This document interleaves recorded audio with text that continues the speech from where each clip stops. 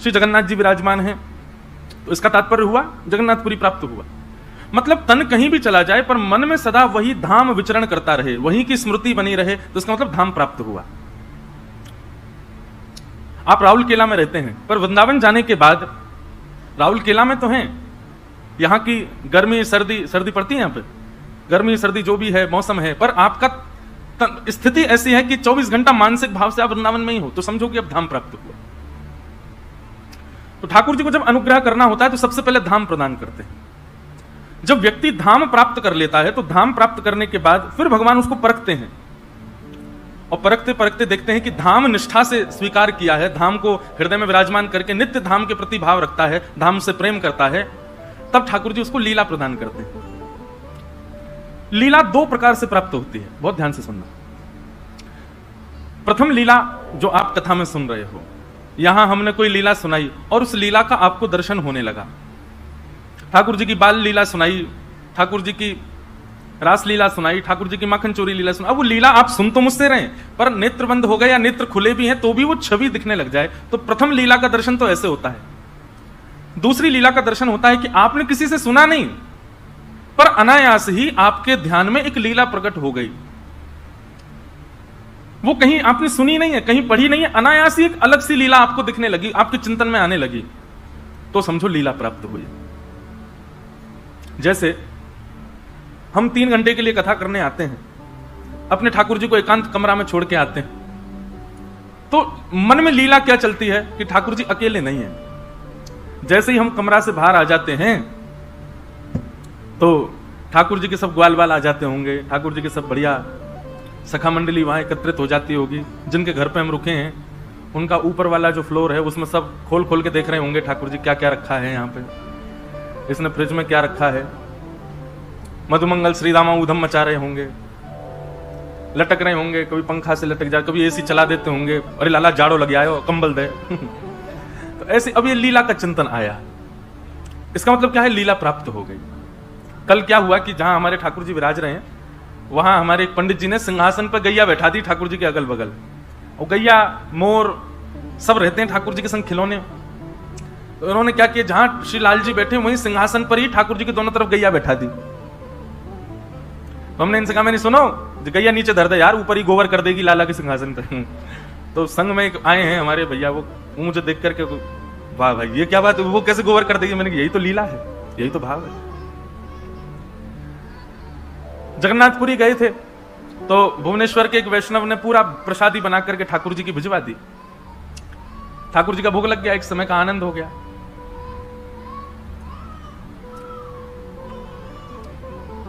कहां रुदन कर रहे हैं गोपाल जी, इनको ठाकुर जी रुला रहे हैं, बोले मेरा भेद खोल लो देख। जय शांत हो गए, बैठ जाओ भैया बैठ जाओ, घुमा लाओ बाहर घुमा लाओ। जय श्री जगन्नाथ महाप्रभु की। तो वैष्णव ने एक भुवनेश्वर के ने प्रसाद बना करके दिया, ठाकुर जी का भोग लग गया। ठाकुर जी का भोग लगने के बाद अब शाम का समय आया, तो शाम को वहां के जगन्नाथपुरी के 2-4 बालक कोई रसगुल्ला लाए, कोई पेड़ा लाए, कुछ सामग्री नई बिल्कुल तैयार करके लाए। मन में भाव आया कि कभी कभी ठाकुर जी का भोग, वैसे तो रसोई साथ में चलती है, लेकिन कई बार ऐसे एक दिन के अवकाश पर कहीं जाते हैं तो व्यवस्था वैष्णवों से कहते हैं अपने अपने घर व्यवस्था करो, ठाकुर जी पाएंगे। हमारी तो एक और बात बताएं, एक बार हम ट्रेन से कहीं जा रहे थे, छत्तीसगढ़ से कहीं बिहार जा रहा था, तो बीच में पड़ा राउल केला। तो राउल केला के वैष्णव इतना 56 भोग बना के लाए, फिर लाल जी को ट्रेन में 56 भोग पवाया हमने खूब प्रेम से। तो ऐसे जहां जहां परिचित स्टेशन आते हैं, कभी ट्रेन से जाते हैं तो वहां के लोगों को बोल देते हैं तैयारी रखना, ठाकुर जी आ रहे हैं प्रसाद पाएंगे, वो बढ़िया आनंद से बनाते हैं। पर कई बार ठाकुर जी का भोग नहीं बन पाता, या फिर वैष्णव जो बना के लाए वो तो बेचारे भाव से बनाते। कई परिवार ऐसे होते हैं वो ज्यादा शुद्ध नहीं होते। ऐसी स्थिति में ठाकुर जी क्या करते होंगे, ये प्रश्न मेरे ही चित्त में आया। अपने आप लीला प्रकट हो गई। लीला क्या प्रकट हुई कि ठाकुर जी संग इतनी गैया रहती हैं, कोई कथन निकाल के ठाकुर जी दूध पी लेते होंगे जब भूख लगती होगी। एक नेपाल में मेरी कथा थी, तो नेपाल के एक पंडित जी वो अपने शालिग्राम जी लेके चलते थे, छोटी सी एक झोली में, और कुशा होती है ना, वो कुशा से उन्होंने चांदी की गैया के गले में एक रस्सी बांध रखी थी, और वो कुशा ठाकुर जी के नीचे आसन उस कुशा का बना रखा था, उसी कुशा की रस्सी गैया ने बांध रखी गले में। तो मैंने उनके ठाकुर जी देखे, मैंने कि आपने गैया संग में रखी है, पर गैया बांध क्यों रखी है ठाकुर जी थे? बोले हम तो फक्कड़ आदमी, हमारा कहीं भोग लगे नहीं लगे, कुछ हो नहीं हो, इसलिए हमने एक ठाकुर जी गैया खरीद के दे दी है, जब आपको मन करे इसी का दूध पी लिया करो नीचे मुख लगा करके। और गैया कहीं भाग नहीं जाए तो या हमारे हमने बांध रखी है। और बोले हमारे यहाँ एक बात और है। मैंने कि क्या? बोले ठाकुर जी का भोग तो हम नहीं लगा पाते, पर कहीं कहीं घास मिल जाती है तो गैया को जरूर खवा देते हैं, भीतर घास रख देते हैं, गैया के दूध बनता रहेगा, लाल जी पीते रहेंगे। तो ये भाव की बात है, ये लीला की बात है। ठाकुर जी जिस पर अनुग्रह करते हैं ना, वो अपने आप लीलाओं का चिंतन कर लेता है, उसको अपने आप ठाकुर जी के प्रति भाव दिख जाते हैं, ऐसी ऐसी लीला हुई होगी, ऐसा ऐसा कुछ हुआ होगा। तो ठाकुर जी जिस पर अनुग्रह करते हैं, सबसे पहले उसको अपना धाम प्रदान करते हैं। ठाकुर जी किसी पर अनुग्रह करते हैं तो धाम जब पुष्ट हो जाता है चित्त में, तब ठाकुर जी लीला प्रदान करते हैं। जिसके चित्त में कभी लीला ही प्रकट नहीं होती, अभी और भजन करे वो, ठाकुर जी को माला पहनाई जावे, ठाकुर जी को कुछ भी अर्पण कराया जाए, ठाकुर जी के वस्त्र कैसे क्या, कहीं ना कहीं कुछ ना कुछ लीला का अनुभव आपको नित्य होना चाहिए। आज ऐसी लीला लग रही है ठाकुर जी की। जैसे हमारे श्रीनाथ जी रात में 2 माल पहन करके सोते हैं गले में, केवल 2 माला, वो भी मोती की पतली माला, पूरा श्रृंगार उतार देते हैं, हल्का श्रृंगार करके सोते हैं। तो 2 माल का भाव क्या है? तो 2 माल के प्रति लीला प्रकट होती है। यदि कुंज में दर्शन कर रहे हो तो कुंज, निकुंज, निवृत्त निकुंज, 3 कुंज होती हैं। कुंज में ग्वाल बाल, नंद बाबा, यशोदा मैया, सब ब्रजवासी सब हैं ठाकुर जी के साथ, पर जैसे ही निकुंज में चले जाते हैं तो निकुंज में केवल सखियां, किशोरी जी और ठाकुर जी। निवृत्त निकुंज में केवल ठाकुर जी और किशोरी जी और कोई नहीं। तो जब ठाकुर जी के गले में 2 माल दिखती हैं रात में, तो कुंज का यदि दर्शन करो तो कुंज में ऐसा भाव आता है कि ठाकुर जी यशोदा मैया के पास सो रहे हैं, और यशोदा, एक हाथ यशोदा मैया को, दूसरा हाथ नंद बाबा को, गले में 2 माल, लाला बीच में सो रहे हैं, दोनों तरफ मैया बाबा सो रहे हैं, लाला को ऐसे अंक में भर के सो रहे हैं। निकुंज की लीला में जाते हैं तो वही 2 माल जो है वो किशोरी जी के हस्त हैं। मानो किशोरी जी ठाकुर जी के अंग पर अपने दोनों हस्त कमल धारण करके शयन मुद्रा में जा रही हैं। हमारे नाथद्वार द्वार के भाव में तो पाग, श्रृंगार, नूपुर, हर स्थिति में कोई ना कोई सखा प्रदत्त होता है। तो लीला, महाप्रभु जगन्नाथ जी की लीला भी देखो। दुनिया के सारे ठाकुर दिन में श्रृंगार करते हैं, पर जगन्नाथ महाप्रभु रात्रि में पुष्प श्रृंगार करते हैं, सोते समय फूलों की श्रृंगार करते हैं। वृंदावन के या पूरे भारतवर्ष के जितने भी कृष्ण मंदिर हैं, सब जगह पुष्प सुबेरे धारण होता है। महाप्रभु जी का भी सुबह धारण होता है, परंतु विशेष प्रकार के पुष्पों का श्रृंगार महाप्रभु जगन्नाथ जी का रात्रि में होता है। उसके पीछे लीला क्या है? बोले लीला यह है कि जैसे ही कपाट बंद होते हैं, श्री जगन्नाथ महाप्रभु उस दिन वृंदावन चले जाते हैं। तो वृंदावन ठाकुर जी रास करने जा रहे हैं, तो रास में जाएं तो सज धज के जाएं, इसलिए श्रृंगार होता है ठाकुर जी का, लीला। तो ठाकुर जी जिस पर अनुग्रह करते हैं उसको धाम प्रदान करते हैं, और जब धाम पुष्ट हो जाता है तब ठाकुर जी उसको लीला प्रदान करते हैं। और जब लीला पुष्ट होने लग जाती है तब ठाकुर जी नाम प्रदान करते हैं। नाम जप ये उसका सर्वधन बन जाता है। सबकी रुचि नहीं बन पाती नाम जप में, बहुत कम लोगों की रुचि होती है नाम जप में। और नाम जप कोई करना प्रारंभ भी कर दे तो उसका मन लगेगा उसमें, यह भी गारंटी नहीं है। नाम में मन लगना यह भी ठाकुर जी का अनुग्रह होता है, तभी हो पाता है। नहीं तो नाम व्यक्ति केवल फेर लेता है, माला पूरी करने पर लगा रहता है, कब पूरी हो मैं नेत्र से लगाऊं जाऊं, तब तक समझो आप नाम कर ही नहीं रहे हो। रात भर नींद ना आवे कि कल सुबह होकर स्नान करें और मैं नाम जपने बैठूं, तब समझो कि अब नाम की कृपा हो रही है। नाम जब पूर्ण होने पर, माला पूर्ण होने पर मन में ऐसा हो अब नाम पूरा हो गया, अब मुझे उठना पड़ेगा, तब समझो नाम की कृपा हुई है। नाम जब करते करते करते सुमेरु आ जाए और सुमेरु आते ही मन हो कि एक माला और कर ले, तब समझो ना। ये नामापराध में बताया गया है कि एक नाम अपराध कहलाया जाता है। 10 नामापराध बताए गए हैं, उनमें एक अपराध बताया गया कि जितना आज नाम जप किया कल भी उतना ही किया तो ये नामापराध है। आज जितना किया कल उससे दुगना होना चाहिए। और दुगना कोई ऐसा नहीं कि महाराज जी ने कहा इसलिए दुगना करना, आप मन से भाव से उसको पूर्ण करो। तो नाम, लीला और धाम, जब ये तीनों पुष्ट होते हैं तब रूप प्राप्त होता है, तब ठाकुर जी का दर्शन प्राप्त होता है। हम लोग चाहते हैं न धाम मिले न लीला मिले न रूप मिले, बस हमारी जरा सी भक्ति से ठाकुर जी का दर्शन मिल जाए। नाम, लीला और धर्म। इन तीनों को जब आप अपने चित्त में पुष्ट करेंगे, इन तीनों को जब आप श्रेष्ठ बनाएंगे, और ये तीनों कड़ी से मिले, सबसे पहले उसके बाद लीला, उसके बाद लेकिन फिर ऐसा होता है कि नाम पहले प्रारंभ कर दिया जाता है। नाम पहले प्रारंभ करो, पहले लीला सुनकर के नाम में जाते हैं, विश्वास प्रकट करके के प्रति लीला सुनकर के पहचान होता है नाम जपता है। नाम तो अंतिम विधि है, और जब तीनों पुष्ट हो जाएंगे तब क्या बात करेंगे। एक बात करें, ठाकुर जी का दर्शन कैसा होना चाहिए? अनुभव दर्शन की अभिलाषा है, प्रत्यक्ष दर्शन की अभिलाषा है। आप रख भी सकते हैं सत्संग में, अपनी बात करें। मुझे ज्यादा ठाकुर जी से ये अभिलाषा नहीं रहती कि आप प्रत्यक्ष मुझे बस आप बस अनुभव कराएंगे, बस मुझे ये पता चल जाए कि हमारा इस वक्त यहाँ लाई जी बैठे थे, अब ये भी कैसे लीला करके आए हैं, अब ये भी ऐसा कुछ हुआ होगा, ये अनुभूति मुझे उसमें ज्यादा सब मिलता है। प्रत्यक्ष दिखे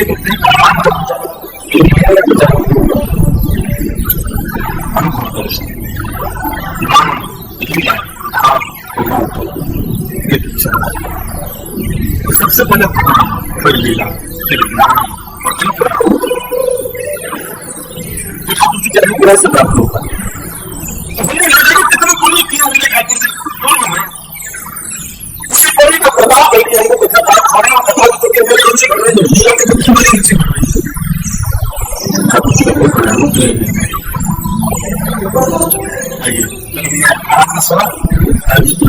चर्चा तो नहीं करते, चर्चा में प्रवेश करते हैं।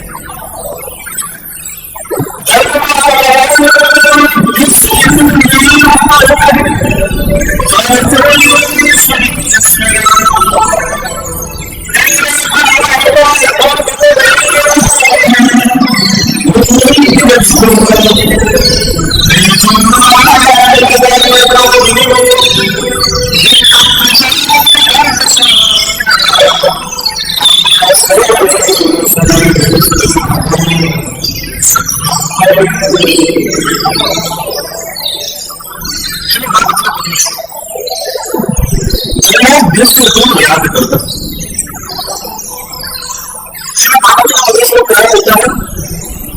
जो जन्म और मृत्यु के बंधन से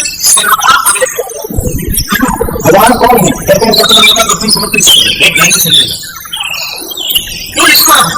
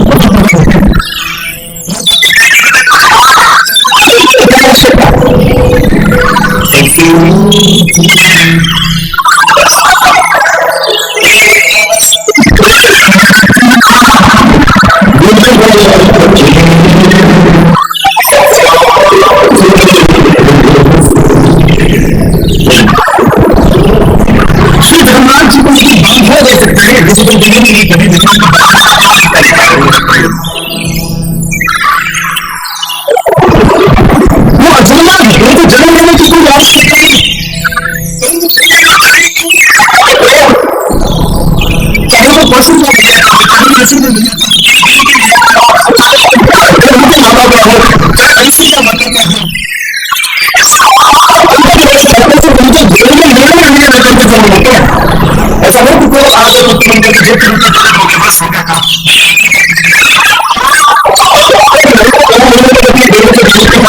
ऐसा अनुभव का भी नहीं है, तो अचंभा है, लेकिन फिर भी प्रेम के लिए भगवान इतने नियमों में क्यों रहते हैं? ठाकुर जी जितने नियम में रहते हैं उतना नियम में कोई नहीं रहता।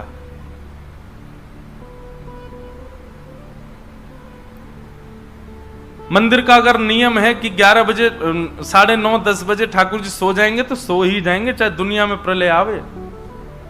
ठाकुर जी का 8 बजे बाल भोग होगा तो होगा, ठाकुर जी का 12 बजे राजभोग होगा तो होगा। समय से खाना, समय से पीना, समय से सोना। और हमारे वृंदावन में तो विशेष ध्यान रखते हैं, जगन्नाथपुरी में नहीं रखते ध्यान। अभी जिस दिन में गया उस दिन जगन्नाथ भगवान सोए रात में 1:30 बजे, और कई कई बजे 2:30 भी बज जाता है ठाकुर जी को सोते सोते, और सुबह उठ जाते हैं 6:30 बजे। अभी मैं गया तो मैं उनसे बोला, पुजारी जी पंडित जी से, मैंने कि हमारे लाला को इतना काय को कष्ट कराए करो, मैंने कि रात में 2-2:30 बजे सुबह 6:30 बजे उठाए दो। बोले महाप्रभु जी सोते थोड़े ही, वो तो वृंदावन जाते। मैंने फिर तो आपको और लंबे समय तक बंद रखना चाहिए मंदिर, वृंदावन से बेचारे भागते होंगे। बोले अरे मंदिर खोल दियो सबरेन ने, 6:30 बज के भागो यहाँ से। मैं फिर तो और लंबा समय ठाकुर जी को विराजमान करो। बोले वृंदावन में तो सखियों और श्री राधा रानी के संग रास करने गए, यहाँ पे भी तो लाखों वैष्णव आते हैं, उनके संग भी तो रास विहार करना है। तो पुरी में तो नियम, क्योंकि परब्रह्म के वहां नियम बहुत हैं, ठाकुर जी को ये कराना उसके बाद ही सोएंगे, इतने नियम होते हैं कि उसी में ही विलंब हो जाता है ठाकुर जी को। पर कभी कभी चित्त में ऐसा भाव आता है कि परब्रह्म इतने नियम में क्यों बंधा है, भगवान इतने नियमों में क्यों रहते हैं।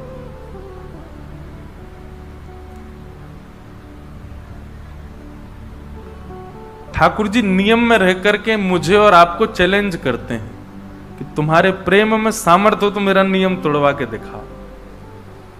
ठाकुर जी नियम तोड़ने के लिए नियम में बैठते कि अगर तुम में सामर्थ्य है, तुम्हारी प्रेम लक्षणा भक्ति में इतनी शक्ति है, तोड़वा के दिखाओ हमारा नियम। हम इस नियम में हैं, हमको निकाल के दिखाओ यहां से। कितने भक्तों के लिए ठाकुर जी ने नियम तोड़ा। स्नान पूर्णिमा के दिन श्री जगन्नाथ जी गणपति रूप धारण करते हैं। गणपति भक्त था उसके लिए, क्योंकि उसका संकल्प था मैं गणेश जी के अलावा किसी को नहीं देखूंगा। उसके लिए श्री जगन्नाथ जी ने नियम तोड़ा और अन्य देव का रूप धारण कर लिया, गणपति रूप धारण कर लिया। सालबेग की भक्ति से प्रसन्न होकर के महाप्रभु जगन्नाथ जी का रथ, जो लाखों लोग खींचते हैं, रुक गया। जब तक सालबेग नहीं आएगा आगे नहीं बढ़ूंगा मैं। बलराम दास जी जैसे भक्त के लिए ठाकुर जी ने अपने रथ को रोक दिया, और रथ के आगे लाखों लोग खड़े थे। ठाकुर जी ने समुद्र किनारे दूसरी रथ यात्रा कर ली, नियम तोड़ दिया। माधव दास भक्त के लिए ठाकुर जी जगन्नाथपुरी छोड़ करके वृंदावन चल दिए। आपको पता है श्री जगन्नाथ जी का एक स्वरूप वृंदावन में भी विराजमान है, जो जगन्नाथपुरी से ही गया हुआ है। एक हरिदास नाम के भक्त हुए वृंदावन में। इस स्वामी श्री हरिदास जी नहीं जिन्होंने बिहारी जी को प्रकट किया, एक अन्य हरिदास नाम के भक्त हुए। उनको महाप्रभु श्री जगन्नाथ जी ने स्वप्न में आकर के आज्ञा की कि हरिदास जी, मोए वृंदावन की बड़ी याद आ रही है। हरिदास जी बोले तो आपको याद आ रही है तो आपके लिए क्या किया जाए बताओ। बोले अभी मेरा नवकलेवर होने वाला है जगन्नाथपुरी में। वैसे तो नियम है कि पूर्व का जो हमारा दारू स्वरूप है उसको भूमिगत कर दिया जाता है, नवीन स्वरूप विराजमान किया जाता है नवकलेवर में। आप एक काम कीजिए, जो नवकलेवर होगा तो पूर्व का जो स्वरूप है हमारा उसको आप लेकर के वृंदावन चले जाओ। हरिदास जी बोले जगन्नाथपुरी के लोग छोड़ देंगे मुझे, कहीं ऐसा नहीं हो कि महाराज चढ़मरे मुझ। बोले वो उसकी जिम्मेवारी हमारी है, तुम बस हमको ले आओ। स्वप्न में ठाकुर जी ने आज्ञा कर दी। हरिदास जी महाराज महीनों लगा करके तो पहुंचे जगन्नाथपुरी। नवकलेवर के समय के आसपास ही पहुंच पाए, साधन इतने थे नहीं। और जाकर के सीधे मंदिर में पुजारियों से उन्होंने कह दिया कि ठाकुर जी की आज्ञा है, नवकलेवर होने वाला है, तो नवकलेवर के समय ये जो पूर्व का स्वरूप होगा ये आप हमको दे देना, हम इसको वृंदावन ले जाएंगे। पुजारी हंसने लगे, बोला हाँ तुमको दे देंगे हम, इतने वर्षों से चली आई हमारी नियम सेवा, इसको छोड़ दें हम, तुमको दे देंगे। और तुमको ठाकुर जी ने स्वप्न दिया, हमको क्या प्रमाण है? तुम्हारे जैसे बहुत आते हैं ऐसे कहने वाले, चलो जाओ यहां से। हरिदास जी महाराज खूब कहते रहे लेकिन किसी ने उनकी बात नहीं मानी। दूर खड़े खड़े जगन्नाथ जी को देखने लगे। बोले मुझे कोई गरज नहीं थी आपको ले जाने की, आपकी आज्ञा थी, इसीलिए मैं आया था। नहीं जाना तो बैठे रहो यहीं पर, मुझको क्या। लेकिन मंदिर से बाहर निकल करके मन में सोचने लगे कि एक आज्ञा हुई ठाकुर जी के जीवन में, वह भी मैं पूर्ण नहीं कर पाया, तो काय बात का भक्त। यहां तो मेरी बात कोई मानने वाला है नहीं। हरिदास जी महाराज समुद्र के किनारे चले गए, वहीं अनशन व्रत पर बैठ गए। बोले या तो जगन्नाथ जी को संग लेकर के वृंदावन जाऊंगा, नहीं तो इसी समुद्र में प्राण त्याग दूंगा अपने। 3-4 दिन बीत गए। बंधुओं, एक बात हमारी एक मानेंगे, आप लोग जगन्नाथपुरी जाते हैं ना, सबसे पहले समुद्र नारायण भगवान को प्रणाम किया करो जाते समय। क्यों? मैंने इतने भक्तों का चरित्र सुना, इतने भक्तों के मैंने चरित्र गाए हैं कथाओं में, मैंने अधिकतर देखा जिन भक्तों, जो भक्त जगन्नाथ जी, जिस पर जगन्नाथ जी ने कृपा नहीं की ना, वो भक्त समुद्र किनारे जाके बैठा, और जैसे ही वो समुद्र किनारे जाके बैठा, जगन्नाथ जी ने उस पर कृपा कर दी। इसका मतलब क्या है? ये महोदधि सामान्य नहीं है, ठाकुर जी के ससुर जी हैं ना। जब समुद्र किनारे जाके हम बैठते हैं तो ससुर जी, वैसे ही दामाद जो होता है वो ससुर जी की आज्ञा, पिता की नहीं मानेगा, ससुर की मान लेगा। पिताजी एक बार कहें, ए बेटा ऐसा करो, हाँ पिताजी सोचते, ससुर जी कहें बेटा ऐसा करो, जी जो आज्ञा। उसके पीछे कारण दूसरा भी है ना, नहीं मानूंगा तो बगल में बैठिए जे मुझे छोड़ेगी। मेरे पिताजी कह रहे हैं मानते नहीं। और जगन्नाथ जी की तो बड़ी रोचक रोचक कथाएं हैं। जगन्नाथ महाप्रभु अपनी ध्वजा पर चंद्रमा और सूर्य दोनों को धारण रखते हैं। सूर्य को धारण करते हैं, ये बात तो समझ आती भाई, ध्वजा है, ध्वजा मतलब प्रकाश का द्योतक होता है, और उस पर सूर्य विराजमान रहे। चंद्रमा, और वो भी अर्ध चंद्रमा रहता है। क्यों? लक्ष्मी जी लड़ती रहती हैं भगवान से किसी ना किसी बात पे, तो जब भी लक्ष्मी जी लड़ती हुई आती हैं तो भगवान ऐसे बैठते हैं। तो लक्ष्मी जी ऊपर देखती हैं, और जैसे ही ऊपर देखती हैं तो सूर्य से प्रकट लक्ष्मी, सूर्य से प्रकट चंद्रमा, यानी लक्ष्मी के भैया।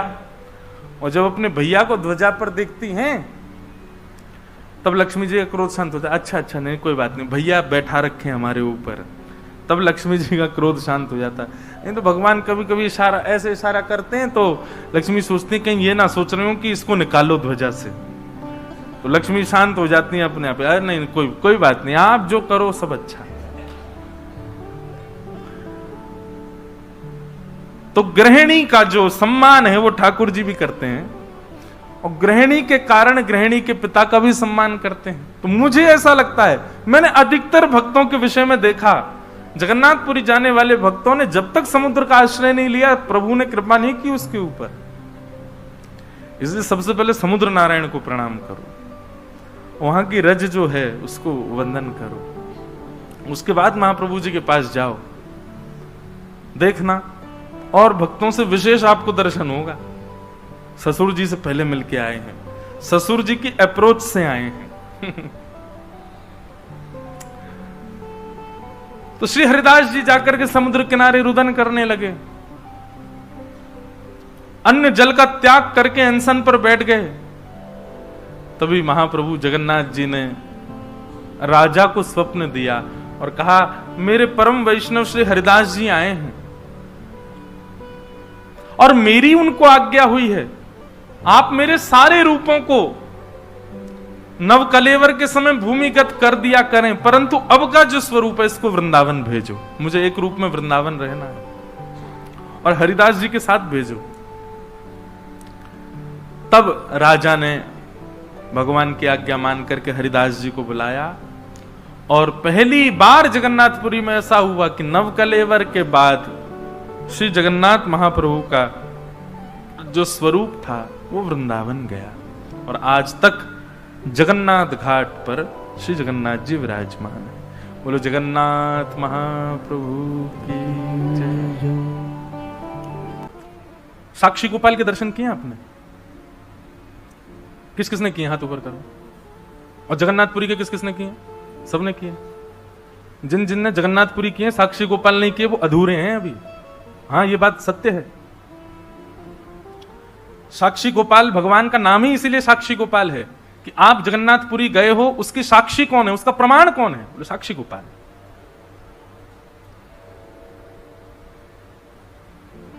एक बार 4 धाम यात्रा हो रही थी और उसमें उड़ीसा प्रांत के कुछ वैष्णव गए थे वृंदावन। यात्रा पूरी करने के बाद 84 कोस ब्रजमंडल की यात्रा की और यात्रा विश्राम करके वापस उड़ीसा आ रहे थे। अंतिम रात्रि थी वृंदावन में, बहुत ध्यान से सुनना। और तभी एक वयोवृद्ध थे, उनकी यात्रा सकुशल पूरी हो गई। एक छोटे बालक ने उनकी बड़ी सहायता की। बालक की उम्र 17-18 वर्ष की थी। उस बालक का हाथ पकड़ करके वृंदावन में बोले कि तुमने मेरी इतनी सहायता करी है, मैं तुमसे इतना प्रसन्न हूं, गांव लौटते ही अपनी नातनी का तुमसे ब्याह कराऊंगा। मैं तुम जैसा श्रेष्ठ दामाद नहीं मिलेगा हमारे परिवार को। मैं अपनी पुत्र की पुत्री का ब्याह तुमसे कराऊंगा। गोपाल जी के मंदिर में बैठे थे वृंदावन में।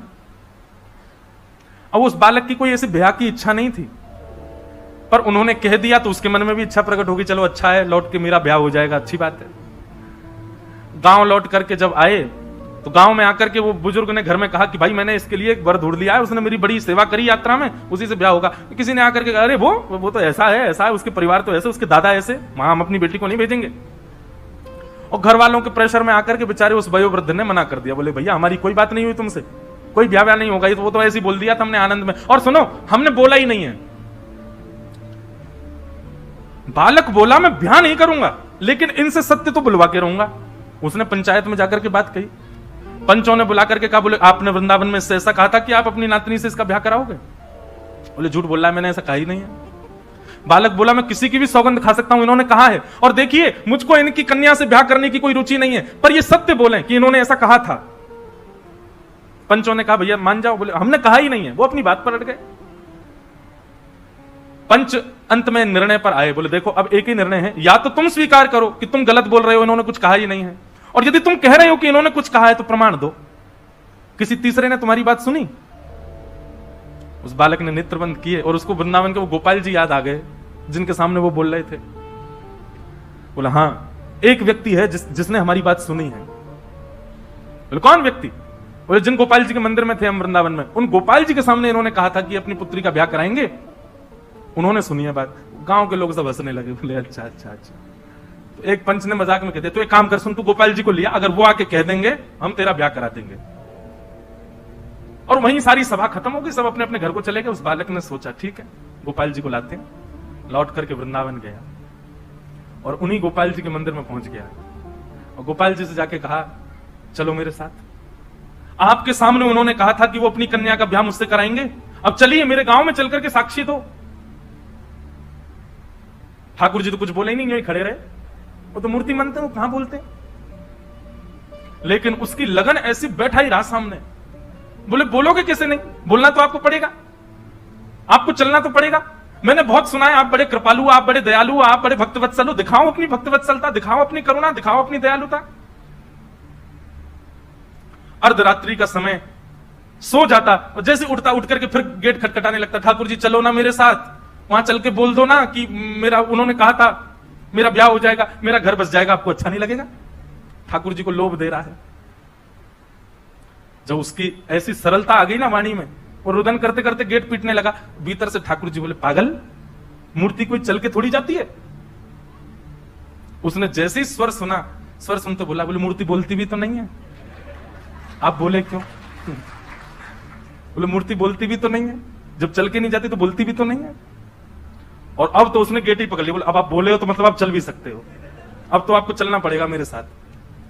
ठाकुर जी ने किवाड़ खोली, सामने खड़े, बड़ा जिद्दी है भाई, तुम हमको नहीं ले जा पाओगे। ठाकुर जी अब सचल ही हो गए, बिल्कुल मूर्ति वूर्ति सब त्याग दी, सचल हो गए उसके सामने।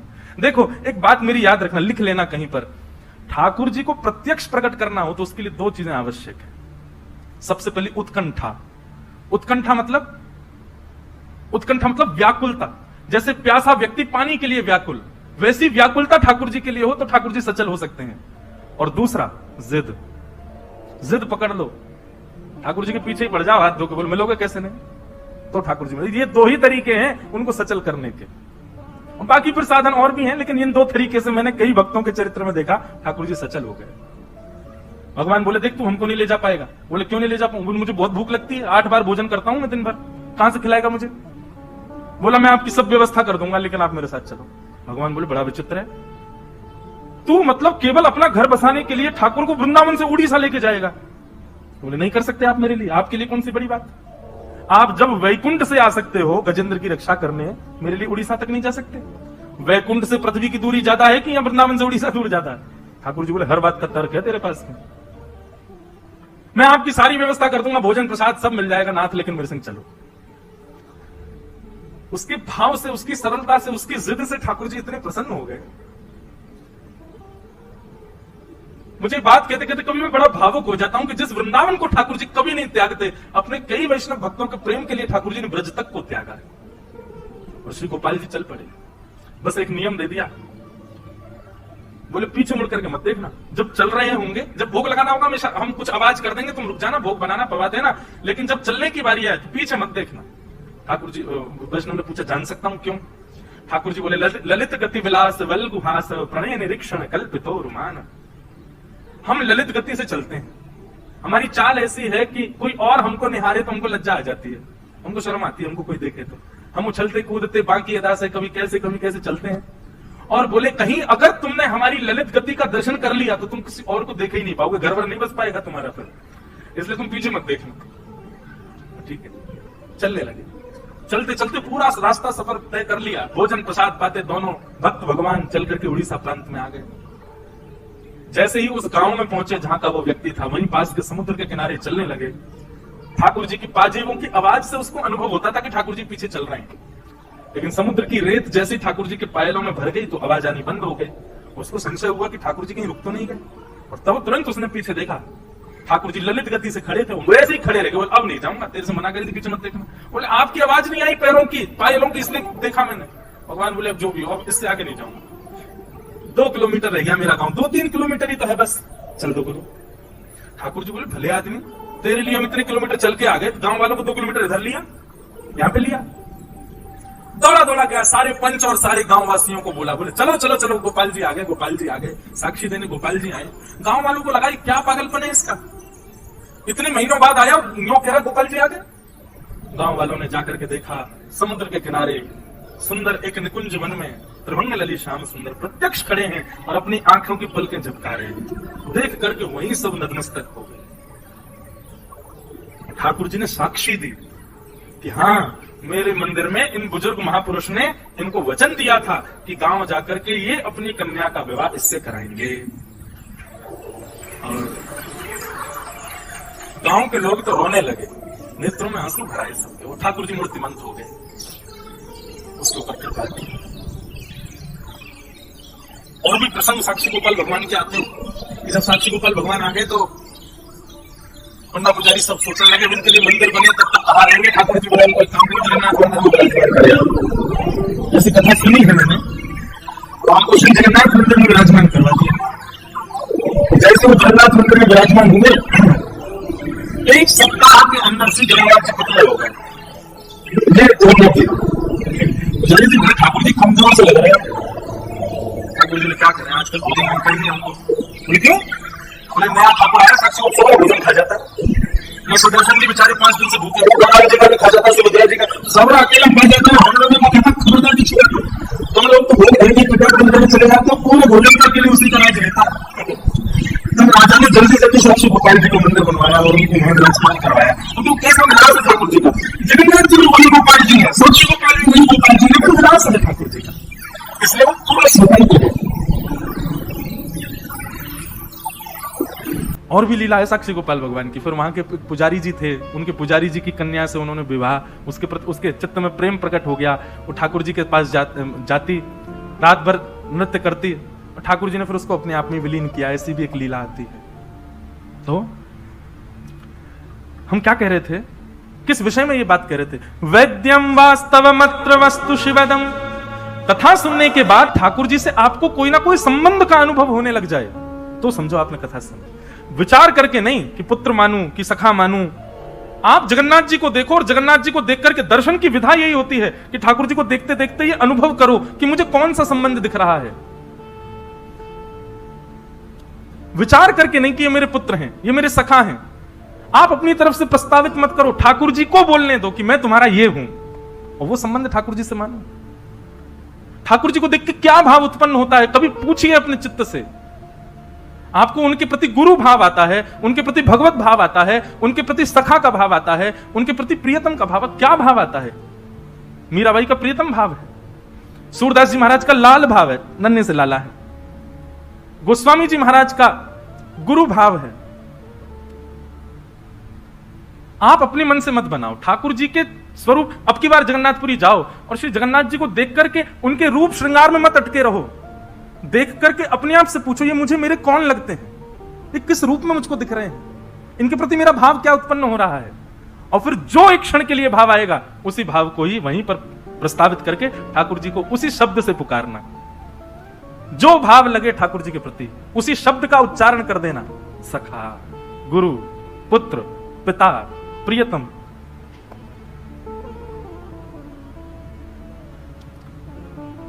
ऐसे भाव, ऐसे ऐसे सखाओ, ऐसे ऐसे भक्तों के चरित्र आए हैं। ठाकुर जी को जीजा जी बोलते हैं। ठाकुर जी कौन बोले? हमारे जीजा जी हैं। अच्छा, बहन कौन बोले? किशोरी जी हमारी बहन है, सीता जी हमारी बहन है, जी हमारे जीजा जी हैं। कैसे कैसे संबंध लोगों के, आप देखो तो सही। अच्छा, पुत्र, पिता, प्रियतम, सखा, गुरु, ये संबंध तो हमने बहुतों के देखे, पर कई ऐसे विलक्षण संबंध हैं। इन संबंधों की भी चरित्र हैं। जैसे ठाकुर जी के प्रति जीजा जी का भाव कितना प्रिय, हम साले हैं, वो हमारे जीजा जी हैं। दूसरा, गुरु शिष्य का भाव, ठाकुर जी शिष्य हैं, हम उनके गुरु हैं। ऐसे भी कई भक्त हुए। एक तो अद्भुत है, बोले क्या? ठाकुर जी हमारे मामा हैं, हम इनके भांजे हैं। क्यों? हमारी माता जी के भैया हैं, हमारी माता जी भाई मानती हैं। अब कोई यहां बैठी हो, वो ठाकुर जी को अपना भाई मानती है, तो निश्चित है उनके पुत्र हो तो उनसे बोल दो बचपन में, यही तुम्हारे मामा हैं। और जब जब जगन्नाथ जी के पास जाए तो यही कहते, कहां जा रहे हो? मामा के घर जा रहे हैं, अपने मामा जी से मिलने जा रहे हैं। बताओ, उन बच्चों के जब बच्चे होंगे, उनके जगन्नाथ जी कौन लगे? नाना जी। कहां जा रहे? बोले नाना घर जा रहे हैं अपने। कितना प्रिय लगेगा इस सुनने में। और वास्तव में आप विश्वास मानिए, मैं व्यासपीठ पर बैठ करके कहूं, मेरी बात निरर्थक ना हो, आप भूल जाओगे संबंध, लेकिन ठाकुर जी निभाएंगे। जब ठाकुर जी को पता चलेगा मेरा देवता आ रहा है, हम नाना जी बने बैठे हैं, उसके लिए अपने आप ही व्यवस्था ठाकुर जी कर देंगे, भोजन प्रसाद आदि सब चीज की। और कई ऐसे भक्त चरित्रों में आता है। स्वामी श्री हरदास जी महाराज का एक चरित्र ग्रंथावली पढ़ी थी, उसमें ऐसा वर्णन था कि ठाकुर जी से जो संबंध बनाता है, वो जब ठाकुर जी से मिलने के लिए जाता है, अब तो ऐसा नहीं, पर प्राचीन काल में ऐसा था कि श्री जगन्नाथ महाप्रभु अपनी ब्रह्म वेदी पर ऐसे झूमते हुए मिलते थे सुबह मंगला में। तो पुजारी जी आज जय जय इतने प्रसन्न क्यों हो? बोले अरे अभी अभी वृंदावन से 5 भक्तों की टोली निकली है जगन्नाथपुरी के लिए, मुझे बड़ी अब उत्सुकता हो रही, कब आएंगे? सुनो, उनके लिए रहने की व्यवस्था कर दो, उनके लिए भोजन प्रसादी की व्यवस्था कर दो, उनके लिए। अब ऐसा क्यों नहीं होता? हमारे प्रेम में ही दूषितता आ गई है, हमारा प्रेम इतना स्वच्छ नहीं बचा। लेकिन आज भी ऐसा लगता है कि आज भी यदि कोई उतना प्रेम उन्माद के साथ जब महाप्रभु जी के पास जाता होगा, आज भी ठाकुर जी झूमते तो होंगे। कभी कभी बंधुओं, धाम ऐसे भी जाओ, कोई व्यवस्था करके मत जाओ, ना होटल की ना भोजन की, ठाकुर जी के भरोसे जाओ। बोले ये खिलाएंगे, ये रुकाएंगे, जहां रुकाना हो चले जाओ बस। इतने सारे एक्सपेरिमेंट लोग करते हैं, ऋषिकेश में जाते हैं, वो करेंगे रिवर राफ्टिंग, जबरदस्ती पैसा देके मौत के मुंह में जाते हो, ऊपर से पहाड़ पे से कूदने वाला, समुद्र में प्रवेश करने, इतने सब पैसा देकर के आप लोग ये सब काम करते हो। एक बार ये भी करके देखो, क्या प्री बुकिंग कुछ नहीं, बस पहुंच जाओ। वृंदावन हो या जगन्नाथपुरी, ना रहने की व्यवस्था करके जाओ, ना भोजन की, ठाकुर जी के भरोसे जाओ। बोले नाथ, अब हमको बताओ कि आप हमसे प्रेम करते हो कि नहीं। अगर प्रेम आपके चित्त में होगा तो अपने आप कुछ ठाकुर जी ही व्यवस्था करके पवा देंगे, और देखिएगा निश्चित पवाएंगे ठाकुर जी, निश्चित सुलाएंगे, कहीं ना कहीं व्यवस्था हो जाएगी। और जैसे ही आपके सामने कोई प्रसाद लेकर के आएगा, लो भैया प्रसाद पाओ, किसी कोने में बैठ के इतना रोओगे ना, फिर आपके मन में आएगा कि अब स्वीकार कर लिया। हमको भक्ति केवल करनी नहीं है बंधु, हमको प्रमाण भी तो चाहिए कि नाथ हमसे प्रसन्न है कि नहीं, वो स्वीकार कर रहे हैं कि नहीं। मेरा नाथ तू है,